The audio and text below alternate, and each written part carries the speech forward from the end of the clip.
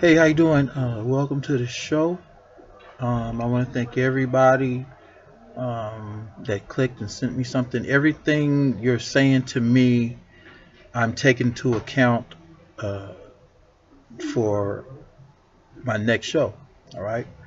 Um, my show is faith based. I don't judge people.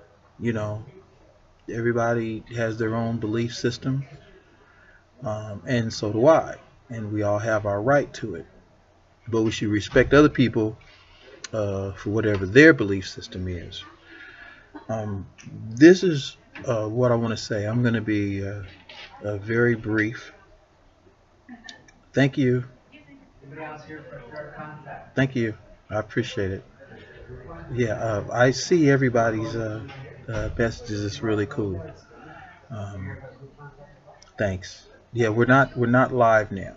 No, no. I put a little sign up because I wanted to be live, but I said I don't think we'll be able to be live right now because there's so much going on.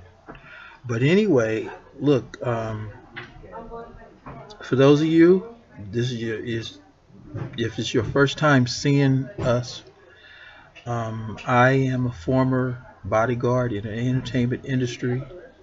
I started out as a bodyguard for Miss Esther Roll when she was doing public appearances, mostly in libraries and places where people might not be able to afford to go out of their way far from the community. And I assisted Janet Jackson with her first album, and consequently, I graduated from the Ross Bodyguard School and Security Officer School, and I learned a lot. I found out that there are some, in my opinion, some amazing, caring, and smart people in the L.A.P.D. and they trained us. They started a school called the Roston Bodyguard School. And one of their main motivations was they saw a burgeoning um, mass of people becoming security. Okay. A lot of people needed employment at that time, but they anticipated some problems because I know we call security guards rented cops and stuff like this, but they're actually the first line of de-escalation for problems. Okay, so um, we learned that at the Roston School.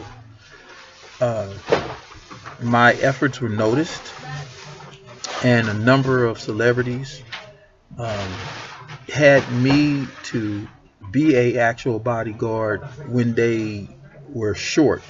And it wasn't just me; it was other graduates from the Roston School. But more times than not, I was placed in charge because I love people, but I know there has to be order, and celebrities have to be protected. Their privacy has to be protected to an extent. You know, I mean, nobody can break the law. Okay, that's not private. Okay, and so some people go to great lengths to cover up crimes, and unfortunately, there's victims when there's a crime. But if the right people communicate with the celebrity, um, it can avoid behavior that everybody regrets. So that's what the Roston Bodyguard School was all about. And I learned a lot, And then when I got out into the working sector and I worked security like for the NFL, Oakland Raiders, when it was in Oakland, and the San Francisco 49ers, um, before Homeland Security came in when there was like, a threat. Before then, I found a lot of well-meaning, I'm not exaggerating, I'm not sugarcoating it. Well-meaning security guards did not know how to de-escalate a situation, and that's not their fault. Overall, everybody that I worked with did their best. So, don't call security guards a rent-a-cop.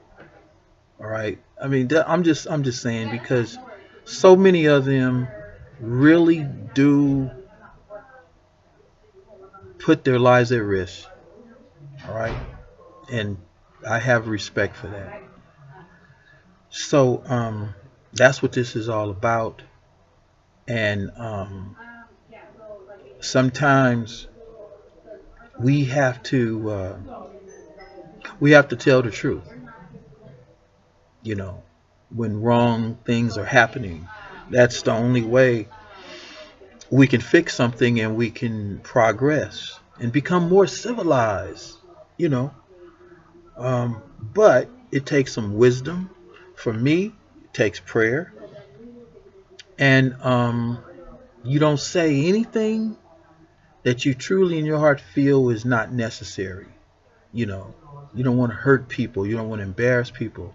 You definitely don't want to put anybody's name out there that have already suffered. Some things are for other people to tell. Okay, everything is not my story to tell or your story to tell, but some stories of witnesses who were there, it needs to come out so we don't make the same mistakes. Okay, so I set up hashtag East West Peace Movement because this is what's happening in this new year. Okay, it's very special. It's very unique in the hip hop and rap industry. We have a chance to do everything better. Transparency, fairness, equal opportunity, things and companies that have integrity with fairness and transparency and doing due diligence to make sure everybody's treated right, they last longer. Okay? Other companies are fraught with very problematic situations where it's not worth it to hurt somebody. It's not worth it. It's the law of karma. Okay? So now we have an opportunity to get some things right, and the things that we can get right now can lead to other things. In the whole entertainment industry, because black people, we are number one globally. It's our music, it's our talent, it's the dances we create, and then the rest of the world copies. They don't emulate it; they just try to copy it. All right, but we never get the credit. That's all you have to do. That's the message globally. It's great that you admire our stuff, but when you benefit from it and you take the credit from it, and you do take the credit for it, when you don't mention this is something that black people created, all right, you're going to get bad karma. Really, I'm not wishing that on anybody. I'm telling you a reality. Just give credit where it's due. Okay? We can get a lot of things right. Okay? So, I want everybody, this makes a difference. Send positive energy for our people because for too long we've been exploited, we've been used, and too many wonderful people have lost their lives when it was some BS behind it. It was like planned, it was orchestrated, it was a conspiracy, all that type of stuff. We can stop that. All right? No amount of money is worth someone being abused, being used, being raped, being molested. I might as well say it. It's It's not worth it. It's bad karma. And karma can actually be passed down to your children. I'm just telling the truth. I mean, it's known. So look, we can get stuff right by just sending positive energy. So do me a favor, go to hashtag East West Peace Movement, and I have hashtag East West Peace Day, and we're gonna try to have an event to celebrate peace, decency and transparency. Okay, so that's all I want to say.